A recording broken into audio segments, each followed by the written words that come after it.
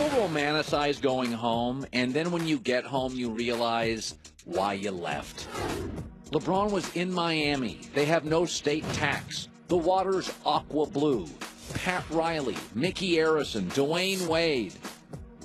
A free agent glamour market. LeBron, brah, you bailed on that. And do you know why you bailed on that? Because Dan Gilbert, the owner, came down to Miami. You didn't like him, and you fell for his sales pitch because he played you, and he toyed with your heartstrings. Going home makes a great TV commercial. You move back, and now players are reluctant to move with you. I like LeBron. I'm for LeBron. But the reason LeBron became LeBron was pragmatism, drive, focus, growth, brains. He went home. Not practical for people that want to change the world.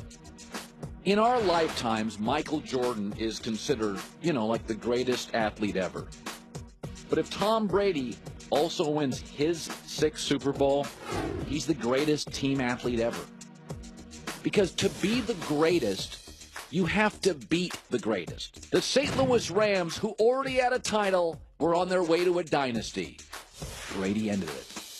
The Seattle Seahawks already had a championship, on their way to a dynasty. Brady ended it.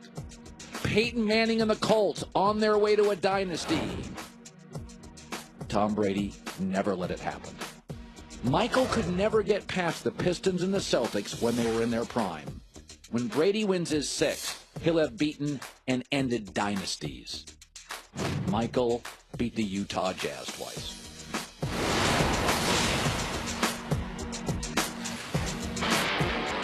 I think it's one of the things that I think really matters. Obviously coaching matters. That's why Butler got to the Final Four, because of Brad Stevens. They haven't done anything since he left. Gonzaga, Mark Few. Have you ever noticed the same teams with the same coaches? Nick Saban every year, Dabo Swinney. Coaching matters. Brad Stevens in Boston, #1 seed, despite 4 of their top 6 scorers are gone. They lose Gordon Hayward. Kyrie Irving's great, but he's a brand new player into his system. Coaching's winning and losing these football games. New England beats Jacksonville, and a large chunk of it is Belichick outcoached Doug Marrone. Jacksonville got really conservative. I think Belichick's going to outcoach Doug Peterson. I think the talent's close enough that if you give, Belichick outcoached Dan Quinn, he outcoached Pete Carroll, he outcoached Mike Tomlin, he outcoached Doug Marrone. You don't think he can outcoach Doug Peterson? The one thing, so everybody's saying, Doug Peterson, coach of the year. Belichick's dealt with injuries too. He lost his best defensive player, Dante Hightower. He lost his best receiver, Julian Edelman, and they lost Gronk from the AFC Championship. It's not like Philly's the only team that lost. And by the way, New England played a first-place schedule this year because they won their division. Philadelphia had a third-place schedule. The other thing is, everybody that plays New England, that's the circle game on your schedule. New England gets everybody's best effort. Philadelphia doesn't even get the circle game in their own division. The Cowboys do. So there are times Philadelphia walks into town and you don't get everybody's best punch. New England is like Muhammad Ali, like Messi, like Kobe. I always said this about Michael Jordan. Michael Jordan averaged 31.5 points a game as a Chicago Bull. Now think about this. And that's with dealing with traps, game plans designed to stop him. They'd put the best defensive player on him and they double team him. The Jordan rules. So with that, Jordan averaged 31.5, 50% shooting. What if you just played Jordan straight up? He'd average 48 a game. Belichick is keeping people awake at night. Belichick is humiliating other coaches. People get fired, like Rex Ryan losing to him. So when you coach Belichick, you stay in the office longer. When you face Brady as a defensive coordinator, you don't want to be humiliated. I've talked to defensive coordinators about Peyton Manning. It's Peyton Manning week. It's Brady week. You don't want to be humiliated by him. Nick Foles doesn't face that. Doug Peterson doesn't face that. The all-time greats get everybody's best punch. They just do. Muhammad Ali got everybody's best fight. Everybody's. Pele, Ronaldo, Messi, Roger Federer, Serena Williams gets everybody's best punch. She does. Nobody faces Serena and I'm not gonna do the extra volleying and practice on my. No, you're facing Serena. You don't want to be humiliated. So the greats are even greater than you think. I mean, Belichick gets everybody's best coaching, and he still gets them fired. You don't think he's going to outcoach Doug Peterson? Really? Okay. Christy with the news. No. Turn on the news. This is the Herd Line News. You and I have gone back and forth on this a lot. I don't think that Russell Westbrook needs to make some sort of pitch to Paul George, especially once the season is over. I think the best way to keep Paul George around is to just be a good teammate throughout the season. Yeah. It seems like Paul George is agreeing with me on that.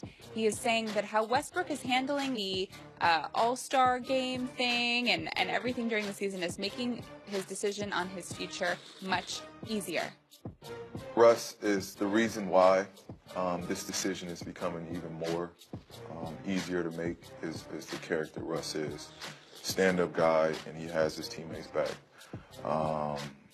We was actually joking before he went up there, and I'm like, nah, Russ, man, just let it go. Let it go, Russ, man. It is what it is. I wasn't picked. No, man, Pete, that's messed up. I'm gonna tell him something about that.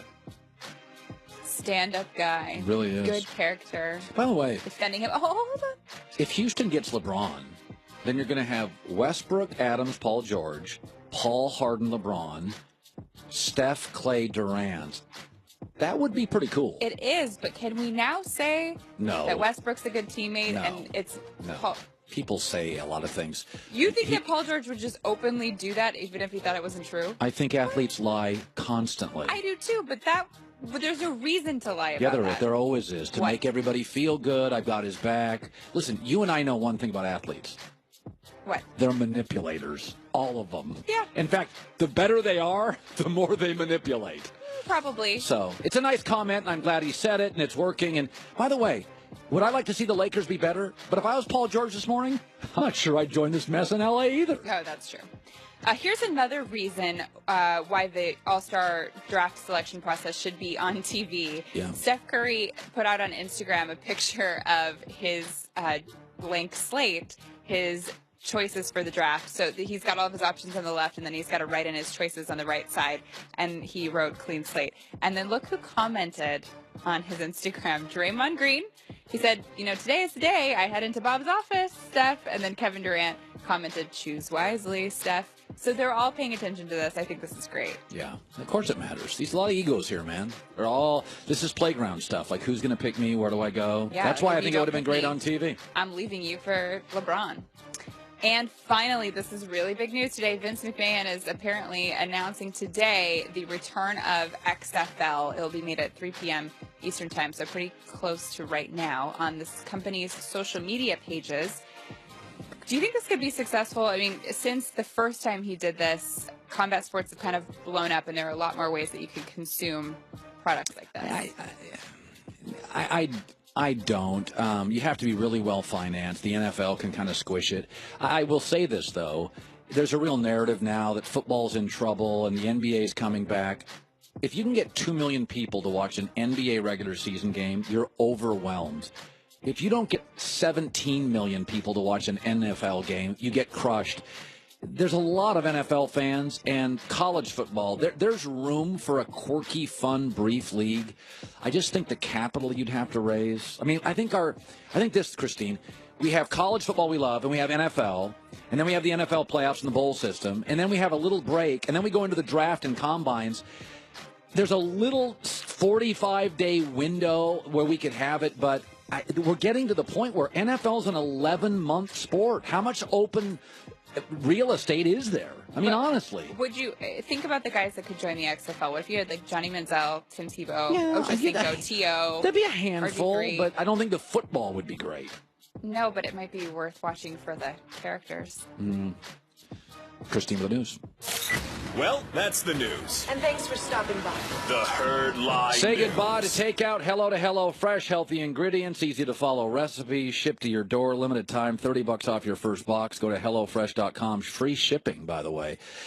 He is one of the nation's top, longest-lasting top columnists. I've been reading him for a long time. Let's go via the Coward Global Satellite Network to Boston, Dan Shaughnessy. You know, Dan, I watched the movie The Post last night. I watched Spotlight 3 times. I'm old enough that I love movies about newspapers, and I like the hardened scribe, you guys that go and deal. But I watch Belichick and how he treats the media, and there are points where I'm like, I do look at that sometimes, and I think, Bill, you're an all-time coach. You've crossed a line now. Does it ever bother you how he treats you and others in the media? Oh, I've come to accept it a long time ago. I know what they're up to down there. I choose not to engage in it for the most part because it's they don't want us to, and they kind of win this one on my behalf because you're not going to get anything. Yeah, I feel bad for the people who have to be there every week and have to ask the questions, and people do have to do that. God bless them, but it's no longer part of my job description, so I kind of avoid it. Excuse me. I mean, Bill is not going to give one more piece of information that is not court mandated by the NFL. That's his choice. So it's basically the stupid game. I choose not to participate. The part that interests me and amazes me still, Colin, is the people who want the information, presumably the fans, a lot of them around here, they celebrate him giving the finger to the media as if it's some great thing that he's doing. So I ask the fans, which is it? Do you want the information, or do you just want him to dump on the media? Because you can't have both things. Yeah. You know, when that story came out, ESPN2, kind of chronicling the power struggle, my first takeaway is it's remarkable. The Beatles only lasted 8 years. Shaq and Kobe broke up. Yeah. This is the way hedge funds operate. You make a lot of money, egos take over in vanity. And the reaction by a lot of the Boston media was, oh, this is ESPN. It's fake news. It's all lying. Dan, that's generally not your M.O. You have been kind of the truth teller in the Boston media in my adult life. Some of that's got to be true, does it not? Of course. I mean, the thrust of that story I believe to be true, which is that Tom was not happy to see his personal trainer taken off the sideline, taken off the trips, Alex Guerrero. Excuse me. And I think that Bill was not happy to have to trade Jimmy Garoppolo in the middle of the season after he identified the guy, brought him here, cultivated him, had him ready. I think that Tom probably outlived the succession plan for Tom. Yeah. And that's nobody's fault. But at the same time, I don't believe Belichick wants to have it on his resume that he willingly gave up Jimmy Garoppolo for a second-round pick in the middle of the 16 or 17 season. So those things I believe to be true. That was the thrust of the story. But as you say, Colin, in most markets, people would try to advance that story and move it forward, find out more. Here, it's deny, accuse, and basically nothing to see here because a majority of the media in this market that covers the Patriots either work for them or they're afraid of them. And it does not, I don't think that enhances the readers too much, but the readers just love the Patriots so much, it's like a college town. Everything they do is okay. You know, we always talk about the end game for Brady, and I played a piece from the movie Wall Street 2 where Shia LaBeouf asked Josh Brolin, what's your number to retire? And Josh Brolin says, more. I don't think Warren Buffett's going to stop investing if he makes another billion. I think Tom's just going to play till the wheels come off. But let's move into the Belichick. He's nearing 70. Right. He likes to golf. He hates the cold weather. He hates the media. His legacy is set. Forget Brady for a second. I don't think Bill has a long time to coach. Do you, Dan? Well, he's only 65, which is not 70. But at the same time, and I think there's things he's tired of. But I also think, these guys, it's like a drug to them. It's the lifeblood. And I think he's got a good thing going here. Maybe he wants the challenge of doing it without Tom Brady. I don't know. Maybe they can work together another 5 years. Who knows the way this thing's going. But he is so far, and you referenced this a few minutes ago, and I was listening to your program, he is so far ahead of all the other coaches now, it's embarrassing on a weekly basis that he just takes these guys' pants off week after week, and no one gets any better or smarter or more bold about it. They just allow this to keep happening.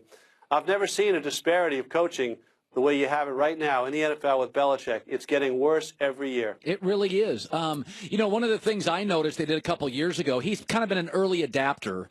And this is kind of Belichick's M.O. He was the first coach that really go for it and fourth a lot. Right. He sees the middle of the field with Aaron Hernandez and Gronk. He tends to be an early adapter. A couple years ago, Dan, I made the argument that because of the collective bargaining, the league was getting younger and there was less practice time. And he had been a compiler of draft picks. And about 2 to 3 years ago, he's like, Brady's getting older.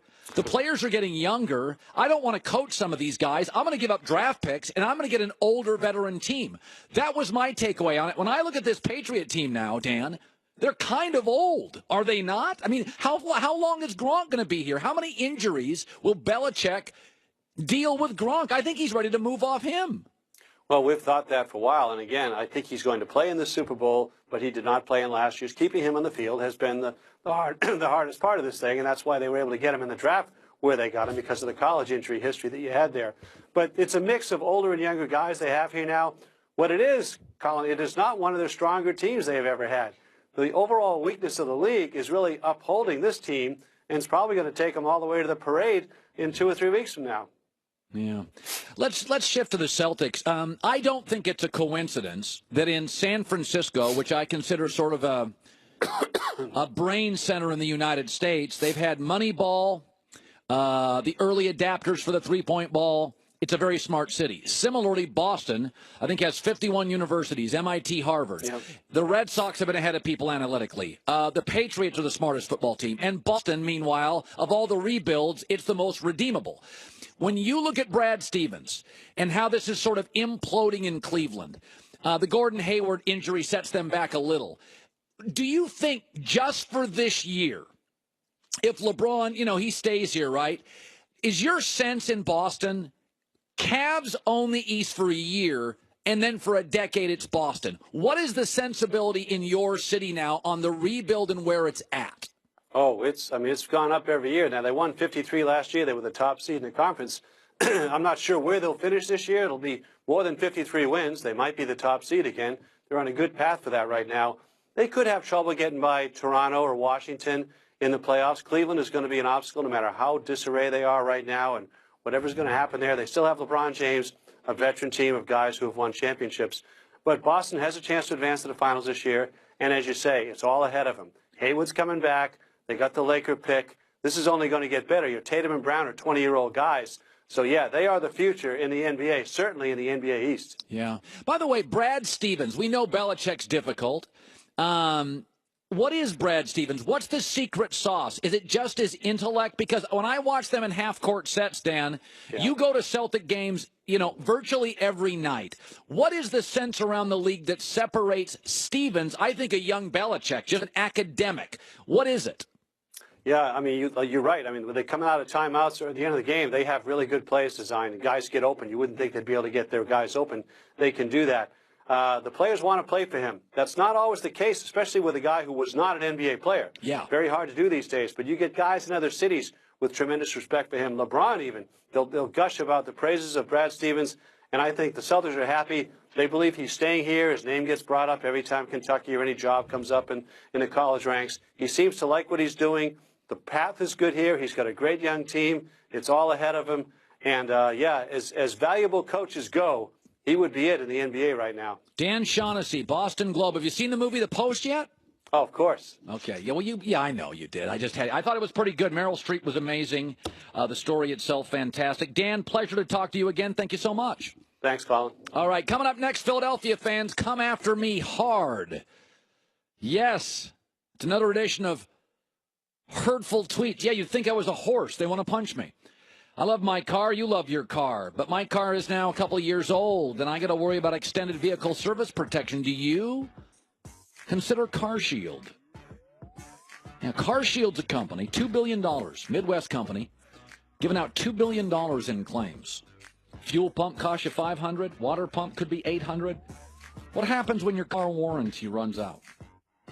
Getting covered by CarShield, they'll give you 24/7 roadside assistance and a rental car while yours is in the shop. And they reimburse your mechanic directly at CarShield. Sign yourself up. Avoid a nasty repair bill, the surprise bill you get because all of a sudden, car's computer, electronic, GPS goes down. Go to carshield.com, code HERD, or call 800-CAR-6100, 800-CAR-6100, and mention the code HERD. Both will get you 10% off. CarShield.com, a deductible, of course, may apply.